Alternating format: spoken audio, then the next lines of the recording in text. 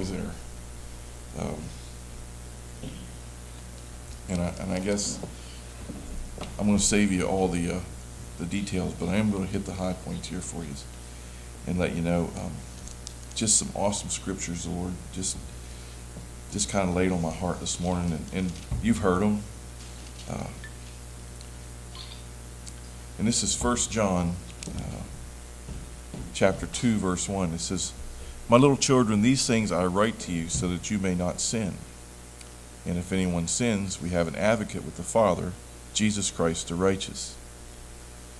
And he himself is propitiation, or the substitute, whichever you like better, for our sins, and not for ours only, but also for the whole world." Want to emphasize here the whole world. Jesus didn't just come to die for me and you, but the sins of the whole world, past, present, and future. That's someone calling now.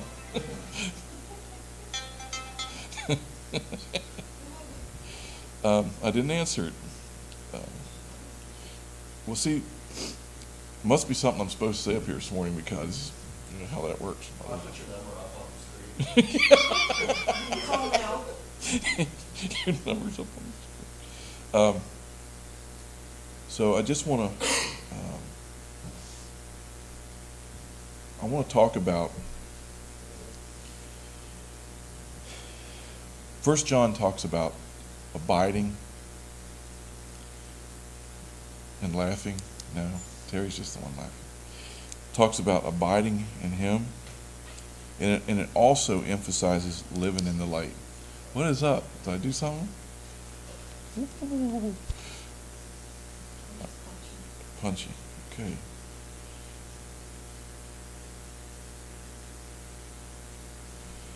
But it talks about walking in the light, and the thing that separates us from the light is sin. Now this is just a note, but it's worth reading to you. It says, "To walk in the light is to live in fellowship with the Father and the Son. Sin interrupts fellowship." So it's real important. Not sin's bad, but the worst part is it separates our fellowship from God. That's the reason sin's so icky. But we think the sin's what's bad.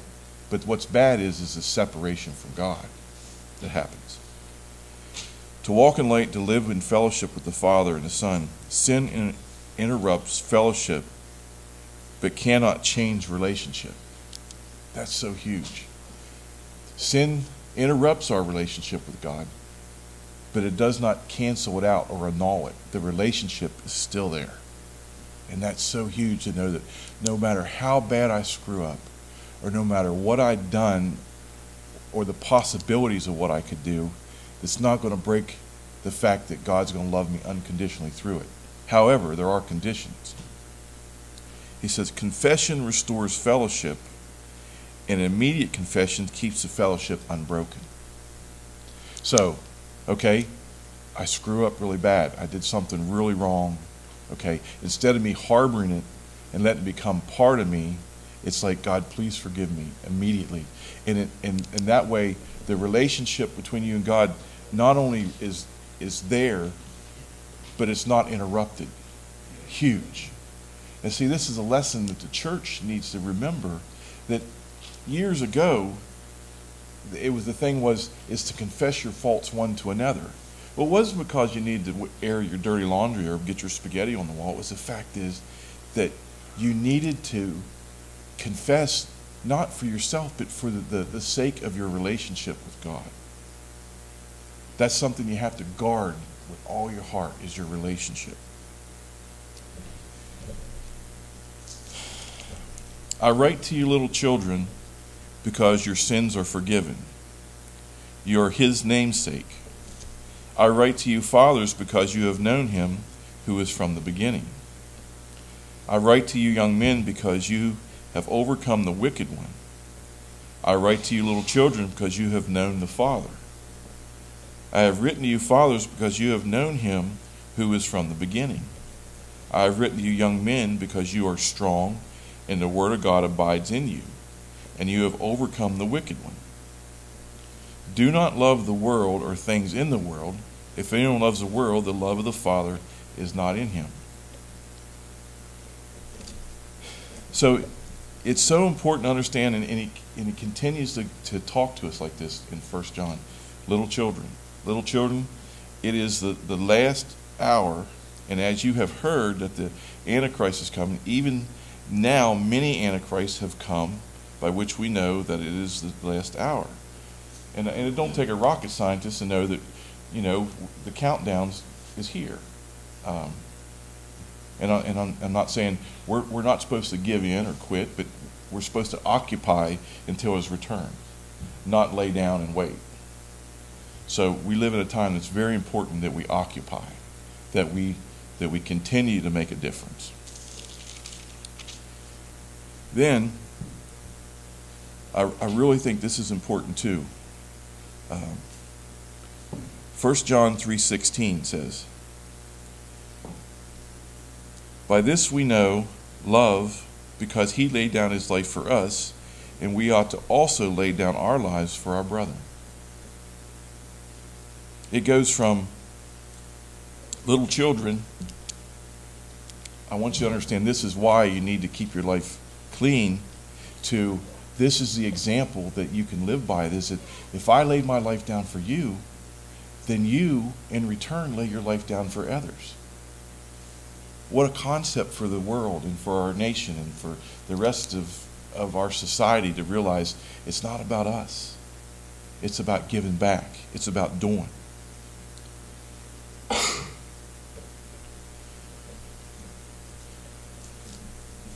And then in verse 17 it says, "But whosoever has the world's goods and sees his brothers in need and shut up his heart from him, how does the love of God abide in him?" I have a really good friend that he's a pastor, and when he was going through Bible school, they were broke, hungry broke. You know what I mean? And people would come to the house and say, "Brother, I brought you something today," and they give him a 52-pound King James Bible. Well, the thing is, thank you very much for the Bible, but dang, a bag full of groceries would have been a lot more appropriate in this situation. And we've become so spiritually minded in times that we forget the immediate needs of the world that we live in. My little children, let us not love in word or in tongue, but in deed and in truth. And by this we know that we are of the truth, and we shall assure our hearts before him. For if our hearts condemn us, God is greater than our hearts and knows all. Beloved, if our hearts does not condemn us, we have confidence towards God. And whatever we ask and receive from him, because we keep his commandments and do these things that are pleasing in his sight. And this is his commandments, that we should believe on the name of his Son, Jesus Christ, and love one another as he gave us commandments. So, am I just to love in spiritual? Am I just to love in relationship? But am I to love in the all-encompassing of what Christ gave us a commission to do? Keep our hearts clean. Be quick. Be quick to confess. Understand that he has a mandate for us to take care of the whole world. Or the scripture that I read you first, it says that he came for the whole world. There would be no point. So, and then, this is my last scripture. I want you to read with me if you got it, or can get a Bible or whatever. Or remember it. That's even better. It's 2 Corinthians 5:14.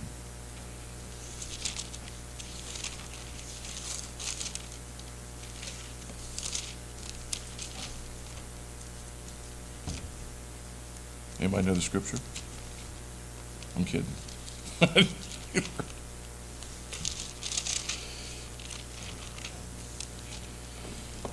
Okay. It says, "For the love of Christ compels us." Because we judge this, that if one died for all, then all died. And if he died for all, that those who live should live no longer for themselves, but for him who died for them and rose again. Therefore, from now on, we regard no one according to the flesh, even though we have known Christ according to the flesh. Yet now we know him thus no longer. Therefore, if anyone is in Christ Jesus, he is a new creation. Old things have passed away, and behold, all things become new. Now all things are of God, who has reconciled us to himself through Jesus Christ, and has given us the ministry of reconciliation. So, let's recap. Confession. Be quick to confess. Your mandate is to the whole world, not just their spiritual needs, but their physical needs. The love of Christ compels us to take care of the world. But not only that, but it also gives us the ability to reconcile people that are lost back into the kingdom. Huge, huge deal. That you are agents of God to reconcile men back to Jesus. That's our mandate. Because the whole thing, that's going back to 1 John, that's so important. It's 1 John 3. I said that was the last scripture, but this one really is. 1 John 3.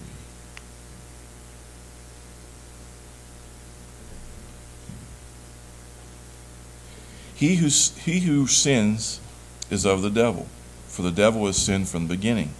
For this purpose the Son of God was manifested, that he might destroy the works of the devil. Now, not only do we have the mandate, but the whole reason that Jesus came was just not just to maintain status quo or to just barely keep our nose above the water, but we are to be agents that destroy the works of the evil one through the blood of Jesus. We need to be tearing down strongholds and kingdoms and principalities that are holding back our communities, our family, our friends, the sicknesses. God did not propagate cancer. God, it's not a godly thing to say, okay, God did that. No. It doesn't say anywhere in my Bible that he made that to put on our society. So, do we have people that are earnestly praying every day that cancer would go away? Yes. Is it going to happen? Yes. The Bible says yes and amen. That all the things that God said is yes and amen. So, anybody like to help me recap? Anything that sticks out to you?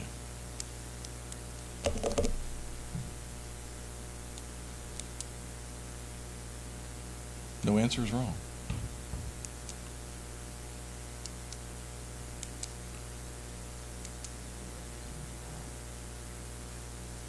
We are compelled. Is that what you said? I thought it was. Now give me an answer. What do you think of when something's compelled?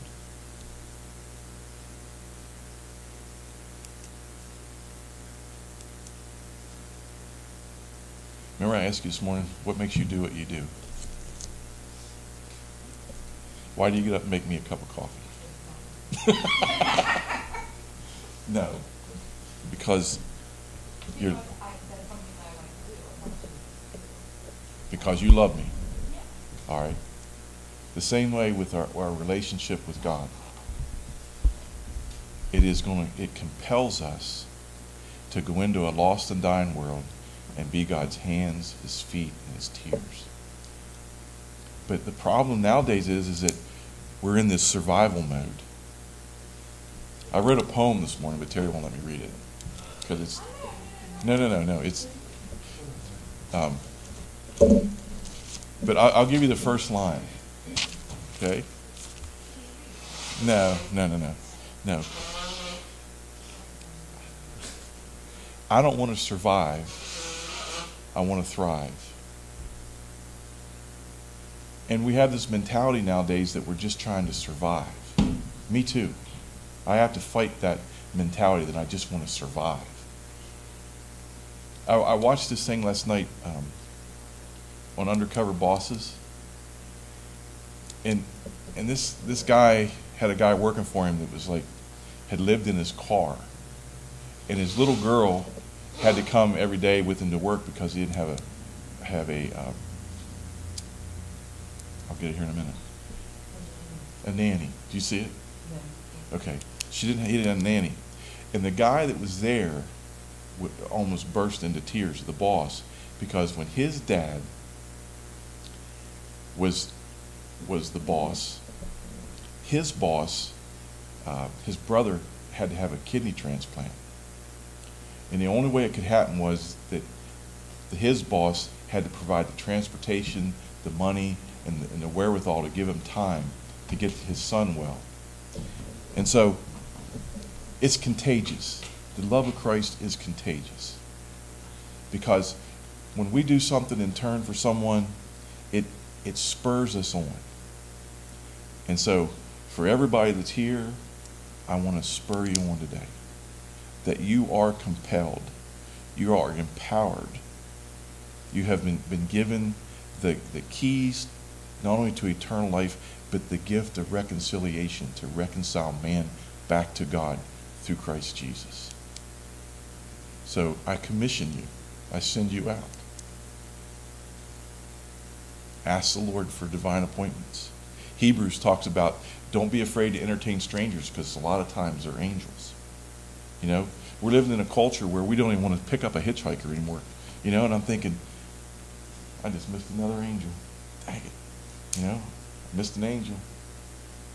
But I understand too in our culture that I'm not advocating if you're a single woman to pick up a hitchhiker. Don't do that. But there's something going on in our culture that we need to make a difference.